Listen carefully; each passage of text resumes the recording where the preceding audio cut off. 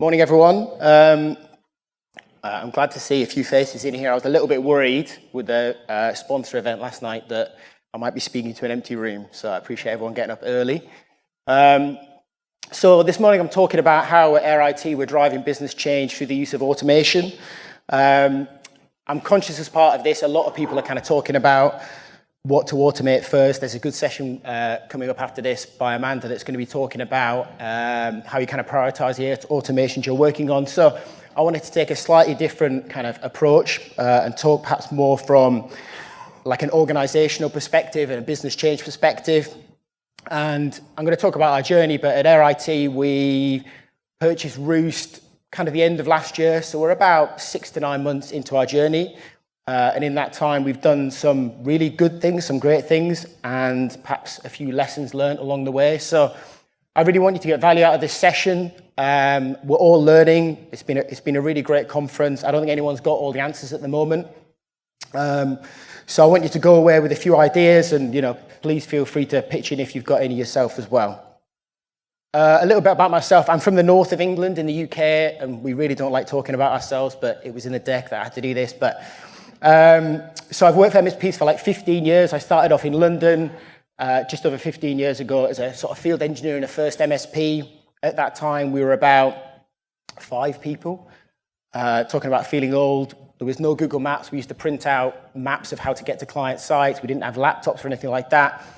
And I've been through a few acquisitions during that time and now work for IT, and we're kind of a much bigger MSP.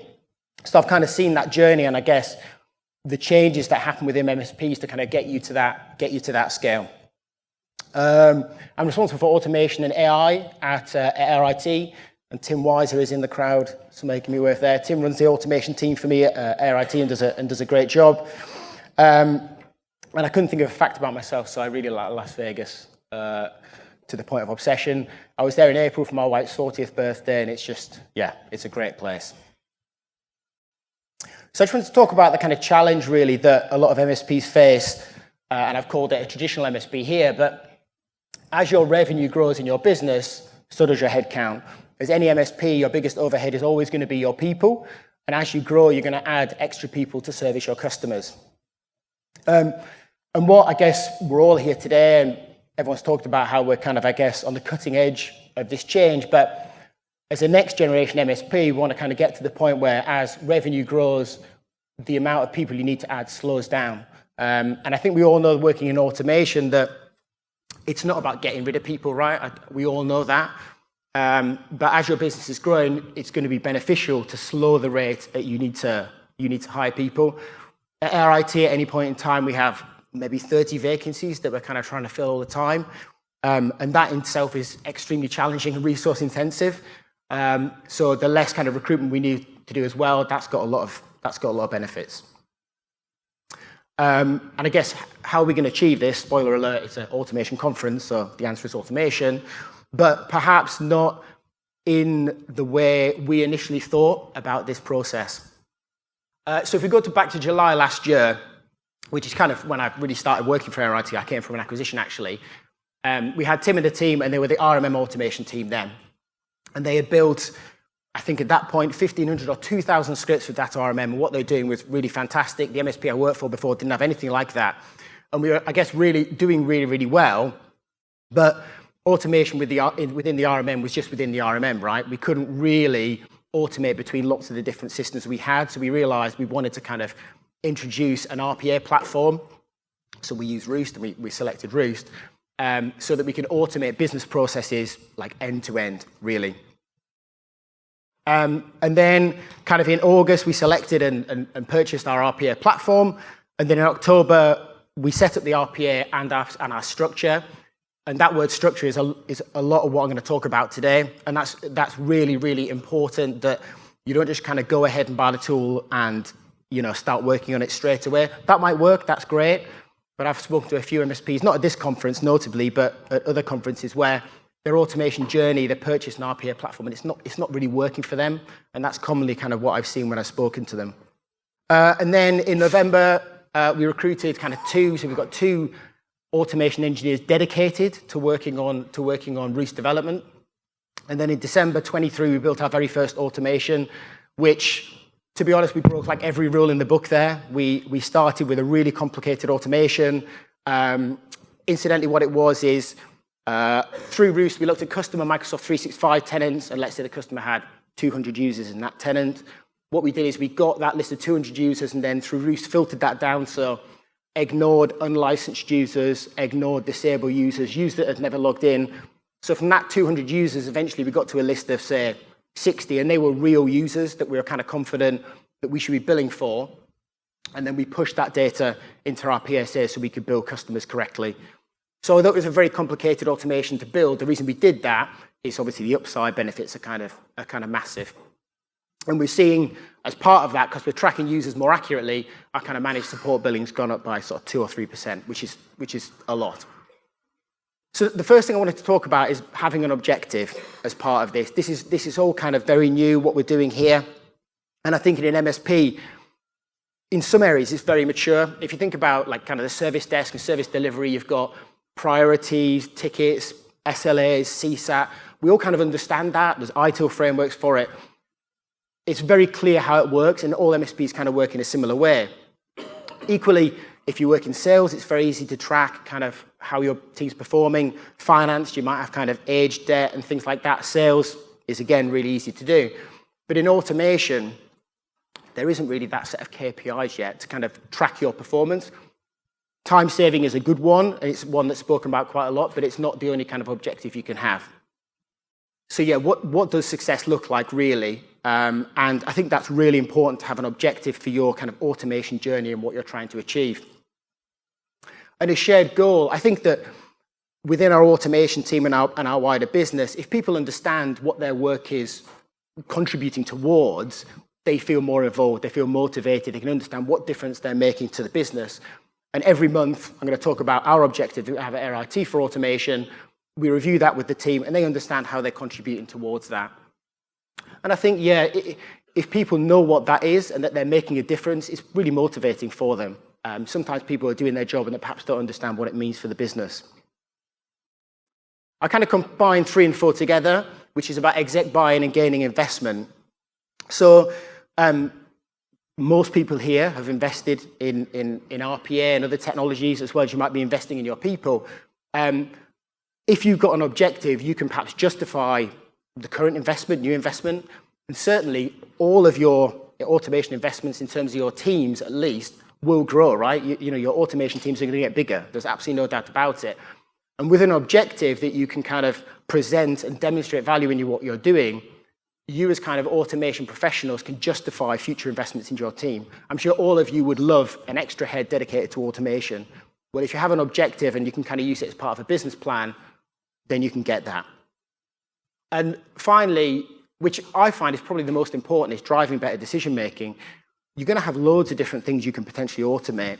So how do you prioritize what you're doing? There's a session on after this, but the kind of target we have with the team, we review it every month and how we're getting on. And when the team will look at that objective, they will understand, okay, well, instead of doing this automation, what I'll do is I'll do this automation because it's going to save us more time. And it helps sort of drive better decision-making as well. And we found that to be really beneficial. So this is our objective. By the end of the year through RPA, we want to save 1,000 hours of employee time per month, which is just over 6 people. And this is the kind of main objective. This was self-imposed, actually. This is something me and Tim came up with. It wasn't kind of something that was asked of us. But it means that every month I can demonstrate to the exec team in my organization how we're performing against that target. So how are we doing? And what's important here is we've invested a huge amount of time to be able to track how much time we're saving through automation. So Tim and the team have done some amazing work. So this is just through RPA time saving I'm going to talk about here. But what we've done is we've updated every RMM script that we developed, that over 2,000 scripts, so that whenever they run and do something, let's say an Adobe Reader installation script, it will, through a Roost webhook, log a time-saving entry for that automation. So we can see how much time every automation we built across the business is saving us. And then what we're using to do that is we're kind of a slightly bigger MSP and we're regionalized, is we can track how much automation each region's using, and they actually get targeted on that as well. Because what you might find is that if you're on the service desk, just because there's an automation script to use doesn't necessarily mean that someone will use it. And so we can track it again, we can sort of change people's behavior. So this is the kind of trend line that we've got. This is going to look like I made it up, but I didn't. This is generally the data. That's it. It proves my point about changing behavior. So this is how we're kind of tracking at the moment. And we're on target for 1,000 hours by the end of the year. What I'd just comment about on this slightly is that you'll obviously generally prioritize the automations that are going to deliver maximum time saving up front. It's almost like the low-hanging fruit. So actually what we found is it can get a little bit harder. So you can make a good start, as you can see, and then it kind of dipped away, and you've got to refocus what you're doing. What I would say about time savings is that we publish all of this time saving data for Roost and RMM to the business. It's completely open, and prepared to be challenged about your time saving claims is what I would say. And you need to kind of be able to stand behind whatever time saving you say an automation will deliver. For example, if a process didn't exist before, or maybe say something wasn't even being done and you're automating it, you're saving time, but someone didn't do it before, so you're not saving a person's time in the business. So what we've had to do is we've almost created like a framework about, so we can have a framework of how we kind of decide what time savings we allocate against which automations.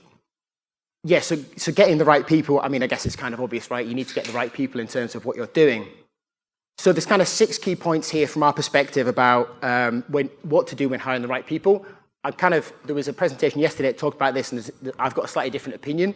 Not saying I'm right, but so with MSP experience, we recruited 2 RPA engineers, one internally who came from a service background, one externally that had worked at Datos, had some automation experience, but importantly understood MSPs. And the reason I think that's important is you're likely going to hire someone or promote within, and they're going to be learning that tool for the first time. It's going to be new for them. If they're also going to have to be learning about how MSPs work, and probably everything we take for granted in this room can be quite daunting. I remember my first year in MSP, it's quite challenging to understand, lots of customers to deal with. So when you're automating things in service and professional services, if they've got MSP experience, they understand that stuff. They lived and breathed it, and they can easily understand what needs to be automated and how to do it. RPA engineers, so this might be a bit controversial, but what we found is we went to market and said, right, we need RPA engineers. We want RPA engineers with 3 years experience. No one wanted to work for us.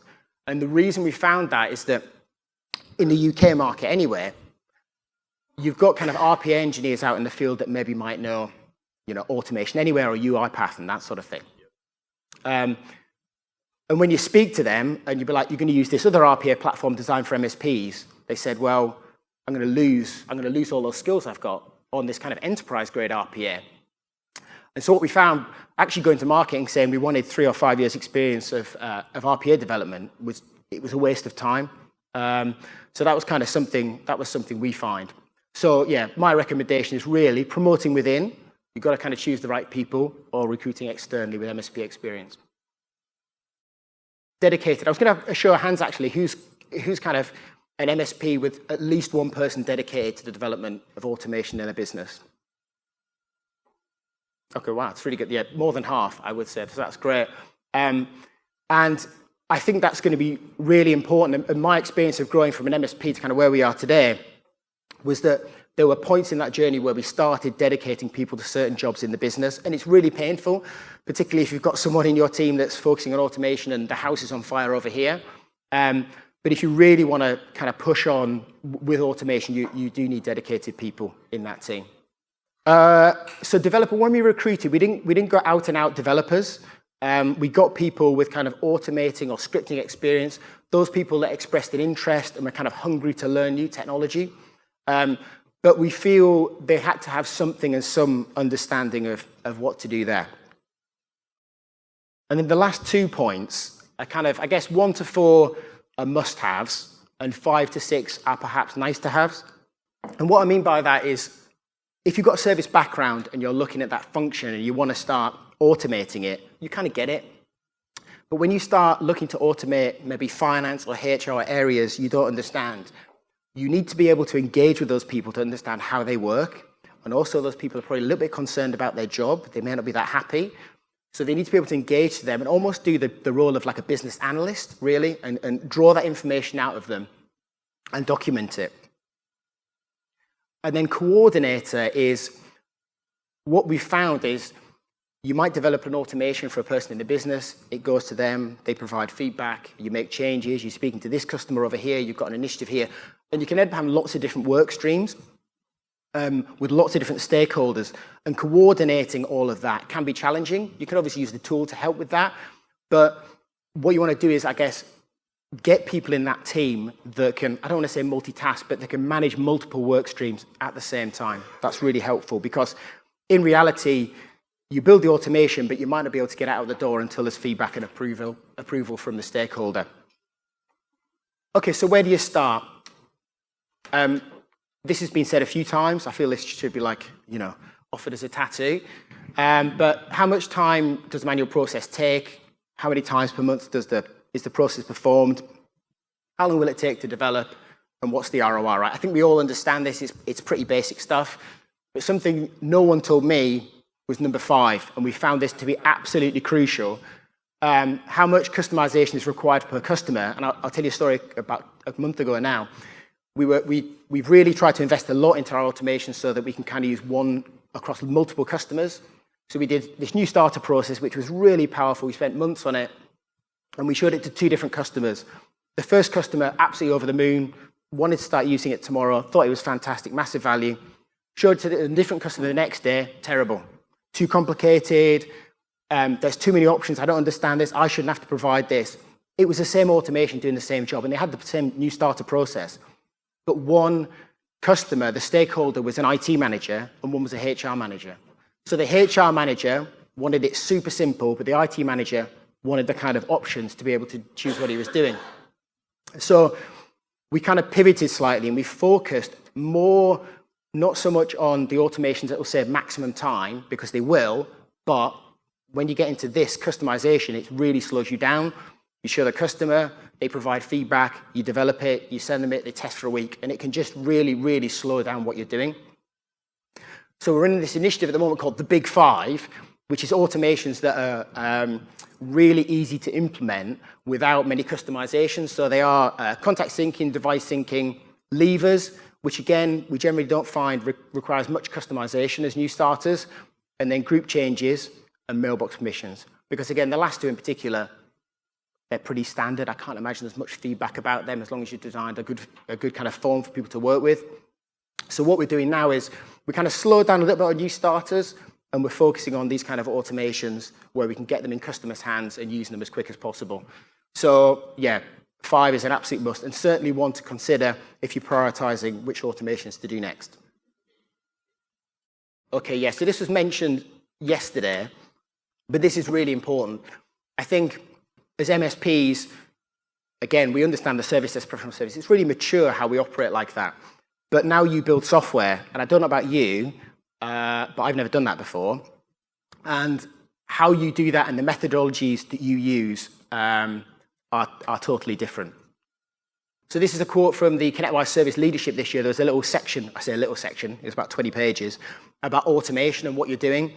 And this really resonated with me, kind of just buying and installing, it's talking about RPA here in MSPs, just buying and installing the tool is only half the battle. And I really couldn't agree more. But I guess that poses the question, what is the other half, right? What do I have to do to support it? And the MSPs I kind of spoke to a couple of events recently over the last few months that were kind of failing in their RPA automation journeys, MSPs. It was the other half, right? It wasn't the tool. It wasn't the tool. It was kind of everything that surrounds it. Okay, so you're going to need a roadmap. I spoke to a lot of people, and I think that's kind of quite common now anyway. But we have loads of automation ideas. There's loads of things we want to automate. Like, you just can't do them all. I think we worked out on our roadmap that if we did everything on the roadmap, it would take like 15 years of engineering, right? So you can't do everything on there. And when you come from a service background where everything's a ticket, everything's an SLA, everything's done by a certain point, software development is not that. There's things on our roadmap that may never get developed because they're just not going to deliver as much value as the things that are in front of them. And what's really important with the roadmap is not just having one. Ours is public, so anyone can see it within the business, and you can kind of see it's like a Kanban board, so you've got ideas, and then planned, up next, working on it, kind of UAT, and then release. But you need to educate people about a roadmap and kind of agile and how you're working, because if people submit things on the roadmap, what first happened when we did it, it's like they submitted it, it's like, well, when am I getting it? When is it going to be released? We're trying to use agile, so we're working in sort of 2-week sprints that we don't plan 3 or 4 months out. We can't guarantee those sort of timelines because most of you work in MSPs, priorities shift very, very quickly. And what's priority today might not be in a couple of months. So you need to educate your business to make sure they understand that and don't expect that things are going to always be delivered when they expect. I've spoken about it briefly, but prioritizing what's on the roadmap. You might do that for time saving, and that's probably how most of you do it at the moment. But there's other things to consider as well. As part of that, you've kind of got maybe improving customer satisfaction, improving revenue, reducing cost, and that sort of thing. I hope people like PowerPoint animation, sorry. So don't just buy a tool. This is such an important takeaway. Don't just buy a tool. It might work if you give it to someone really smart. They might run with it and they'll understand the organization and they'll push for it. But in my experience, you need to put, kind of as I describe it, the sort of structure around the tool to make it work. Standardization. So I asked Tim Wise, who runs the automation team, before the conference, I'm talking, what's the absolute most important thing you can tell people to do when they're starting on the automation journey? And that's standardizing. So that might be standardizing in terms of processes, which are obviously really, really important. The systems, customer systems that they use, documentation. Are people even working in a consistent way in your business? If they're not, you're not going to be able to automate it, because whereas a human might make an informed decision about something to do, the automation will not. And then finally, that sort of process and structure, which for me combines, I would say documentation processes and methodologies. So we're starting to implement agile within our business. Myself and Tim and the team don't have experience in that. And I think a great talk maybe for next year, or a workshop for a day, is how to implement agile within your business, because it's going to be really important to how you work. So this has been mentioned like 3 times at the conference already. I couldn't believe it. I've not actually seen Field of Dreams. I was going to try and watch it before I got here, but it's been mentioned that this is what we have found. Me and Tim, when we started this, we built all these automations. So this is fantastic. The business is going to bite our hand off. It's like pushing on an open door. It was not, right? And what we found is that there's so much more to this than just building the automation. And I do jokingly say this to the team quite a lot, that sometimes building the automations is the easy part. And why is that? Because your agents have changed within your organization. And you're going to transform how your business works and how customers work. And I think people in a technology background, myself included, that kind of part of it can be a little bit challenging. So you need kind of support of your team when you're doing it. Fear of the unknown as well. I think in MSPs, I think someone said we were like agents of change. That's kind of what we do. But are we the best at changing? Are we the best at accepting change? I'm not actually sure about that. Fear of change and fear for jobs. This is absolutely massive. I think that we all know in this room that we're not going to, through automation, let loads of people go, right? That is not the plan. We want to do more with the same. But when I speak to people that are not involved in automation within our business and other businesses, they're scared for their job, right? You want to talk, how do you work? Let me document your process because we might automate it, right? I'm like, well, what am I going to do after this? So as kind of automation professionals, we always speak about efficiency and time saving, but I would never mention that to anyone outside of kind of automation people or your exec team, because if you're working on the service desk or whatever in your business, and we say, we're going to save you 10 hours a week, and they go, great, can I have Thursday and Friday off? I was like, no, we're going to give you 10 more hours work anyway. They don't care, right? They're going to be working exactly the same. So when we talk to people outside, we're kind of in the business, but outside of the automation team, the way we always position it is that, particularly in first line, it normally has the highest kind of staff turnover. And the reason for that is, well, firstly, it's a hard job, respect to anyone that does it. But you're often doing the same mundane, repetitive tasks over and over again. And if you're in that sort of job, is that rewarding? You know, do you get much job satisfaction? Are you learning and progressing? You're really not.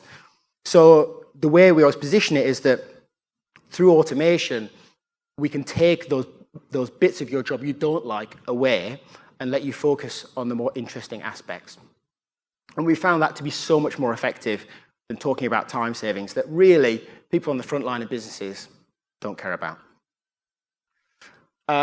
So engaging for success. This is kind of, I guess, if I'd done this presentation 3 months ago, we wouldn't have done this. We've had to really change our kind of approach and how we deal with our people. And you've really got to engage with people.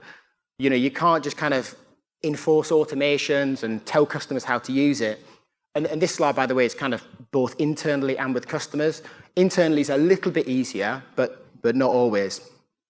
So you need to kind of educate and inform.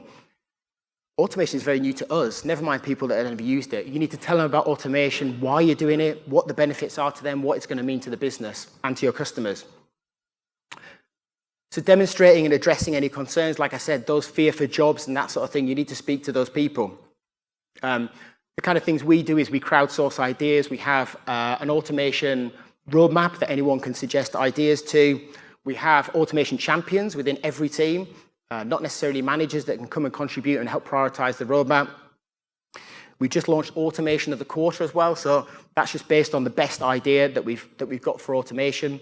Because probably right now you've got loads of ideas of things to automate, but eventually you're going to probably run out of ideas and you'll need other people to suggest things. And then finally, you want to achieve buy-in and build excitement with your customers. And what I always try and do when we're delivering these automations is you want to delight people. You know, you want people to see that automation and be like, wow, this is fantastic, right? I think, you know, Apple products sometimes, when you use them for the first time, you're like, wow, this is a great experience. And I think if you can do that, people will really buy into what you're doing. And another kind of tip I would say is don't talk about automations to people, show them the automations. It's so much more powerful. So just kind of looping back, I think we're right for time, just in terms of slowing that headcount growth, like I was saying, I guess you've got the obvious points here, which is saving time, and then that's going to make you more profitable. That's kind of the obvious ones. But for us, reducing that headcount growth is more than just that. You know, you're going to reduce human error and faster time to resolution, which ultimately should lead to a happier customer. And happier customers churn less. They refer more, which, you know, I don't know how much a referral is worth compared to a lead, but a lot. And they buy a lot more as well. I used to work in sales in a former life, and trying to sell to an unhappy customer is extremely difficult. And then just finally, the people in your business as well. Reducing the mundane tasks is going to improve the job satisfaction, which is going to reduce in lower staff turnover. And I think we all know in kind of technical teams, you know, you've got Joe here. He knows that customer inside out. Joe leaves. It's challenging, right? Everything should be documented, all that sort of stuff. But it's that knowledge of customers and those sort of relationships. Churn has a direct kind of reflection on the success of your business. And if you can reduce that, you know, it's really going to make a difference. That's it. The final slide I was going to point to is just a bit of further reading. This is a great book. I don't know, has anyone seen this book?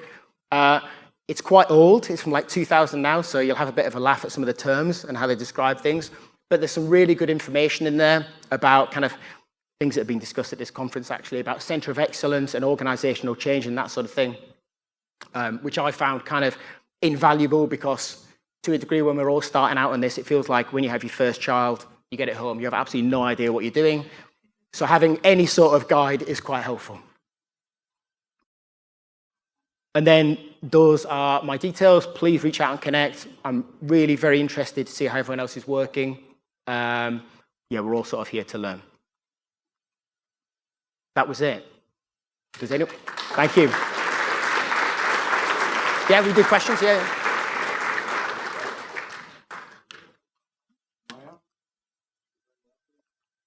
Hello, testing. Thank you, guys. Thank you again. That was fantastic. Also, an apology. I butchered your last name before you came up. I apologize. I think I did at least. Sometimes I'm a little blurry up there. I certainly, you know this, you know the drill with me. I always have questions, but does anyone in the audience have questions? I'll kick it off just to get things rolling. Existing automations in RMM, new automations in RPA. Do you go back and look at all those old automations and continue building new automations in RMM, in the RMM system? Or you just let them be? Or do you write new ones there as well? Or do you move them over to RPA? What's sort of your thought process overall on that mix? So we are still developing RMM automations, but generally they are sort of a single task that needs to be done on an endpoint or a server. There's still definitely value in that, installing software, making configuration changes, onboarding jobs, and that sort of thing. So we still do develop that. We still have one person in Tim's team that is dedicated to developing those sort of RMM automations and maintaining the ones we've got. I think in the future, who knows what happens with RMM in the future? I think we're all it's got massive value now, but in 10 years' time, will we have one? I don't know. Particularly when you can start to kind of automate things through use. So one of the things we're actually working on, which I'll mention, is we've got those kind of 2,000 RMM automations, which is fantastic, but not everyone knows about them or knows when to use them or have the confidence to do it. So what we're implementing at the moment is that when a customer logs a support ticket with us, if they ask for something in that ticket that we've got a script for, we tell them we recommend the script to use. And the way we've done that is we've trained Azure OpenAI services on a list of all of the automations that we have in RMM and the description for each one of them. So if someone emails the service desk and says, I need Adobe Reader installed, it will recommend a script to use for that ticket. Now, eventually, we probably like to just ask the customer if that's what they want to do, and then they could automate it end to end.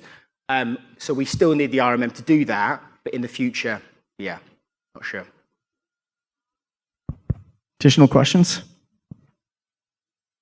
Okay, we have a question up here. If we could bring up a mic, and we'll just wait for the microphone to reach you. And if you could share your first name and sort of a company location just to give us some context. Thank you. I'm Linda, and I'm from a MSP here in Tampa, so I won the furthest travel award. Yeah. So we have, I saw your part in there about customer deviations, and like you're building something for the end customer, and like, okay, you have a different level of understanding at that customer. How do you approach that internally? Like when your sales team sells your contract level, but they don't understand why selling it with all the caveats is a bad idea for the automation team. Like, Yeah. oh, we're going to sell you fully managed services. Oh, but this and this and this are different than how we do everything else. Particularly around kind of automation and how we're implementing that for customers. Like, how do you get your sales team to understand that they have to sell with automation in mind instead of saying, yes, Mr. Customer, we'll do everything that you want us to do in the way that you want us to do it, when that hampers the development of your team and the growth? Yeah, it's tricky. We're just about to launch, actually I can't say what it's called, it's like embargo, but we're about to launch a new kind of bundled service vision for our customers. And so we've got our traditional managed service offering, and then this is going to be a new one, and this new one's going to come with a load of automations as part of that bundle.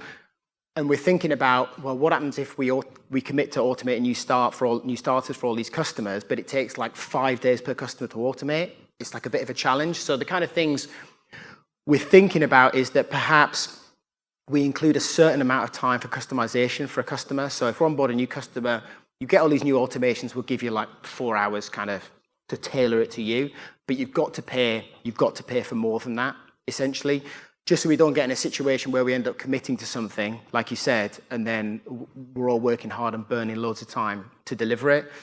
So trying to put in a control like that, but yet stopping, like I said, I've worked a bit in sales, and the answer is yes, what's the question, is sometimes true. So you've got to try and put those controls in place. But I guess back to my point earlier that if the sales team use these automations and really understand them and what's required to customize them, and they're educated, they can have that informed conversation with the customer. And perhaps they might even say to the customer that they say, we've got like a super complicated new starter process. Well, actually, is that an opportunity to sell them some more time to do it? So I think if they're armed and it's in their interest to maybe upsell some additional time, then yeah, that might be effective. Additional questions? One over there. Thank you. You really can't see anything up here. Yeah.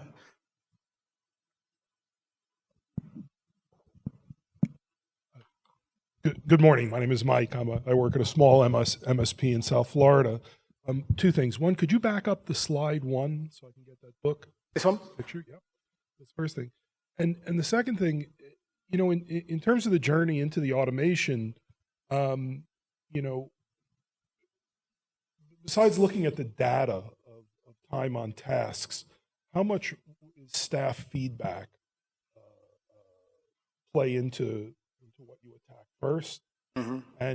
And does any of that come from sales and marketing versus the technical side?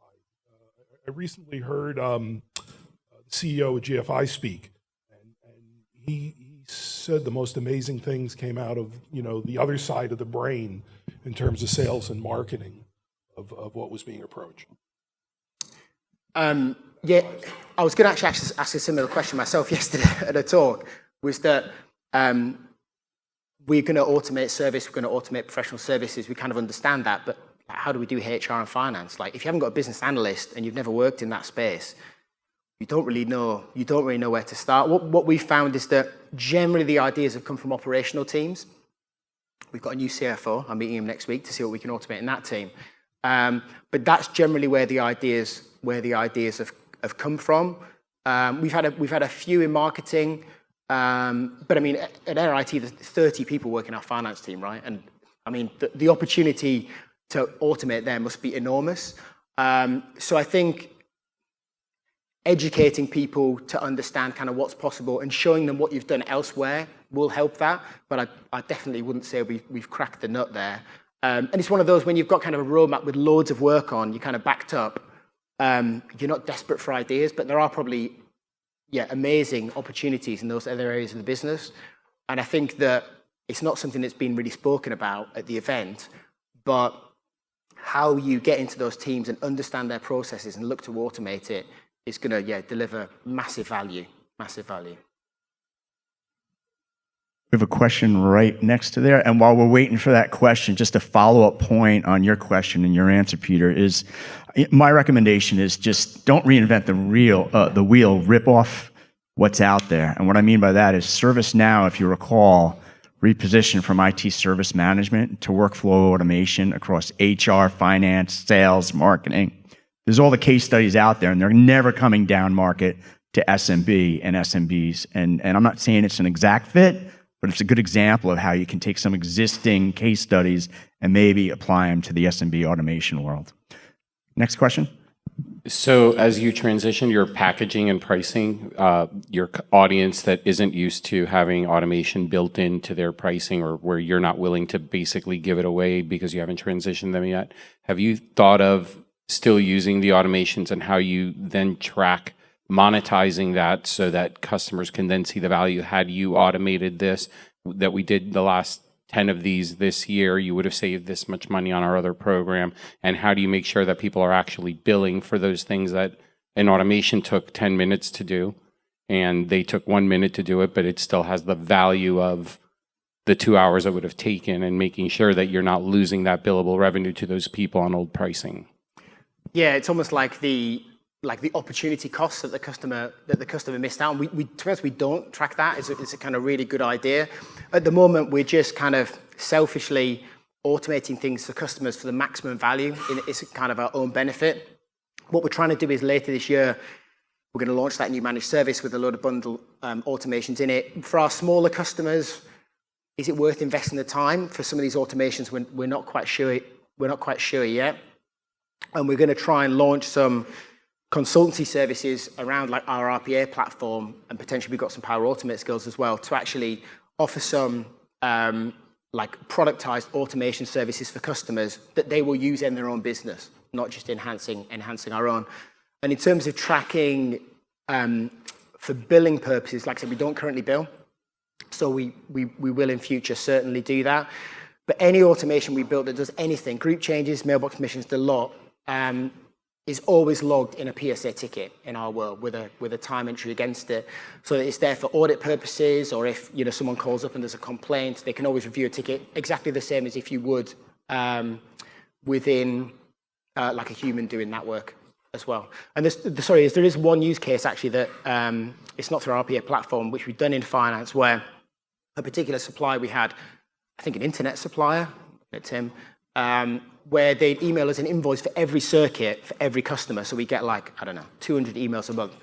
So we've ran that through like an email parser, so it delivers, a single CSV for finance, which then they can build. There are time savings there. Awesome. Well, Peter, that's all the time we have right now, but thank you very much for sharing your expertise. Audience, thank you for your questions. How about one more hand for Peter? Thank you.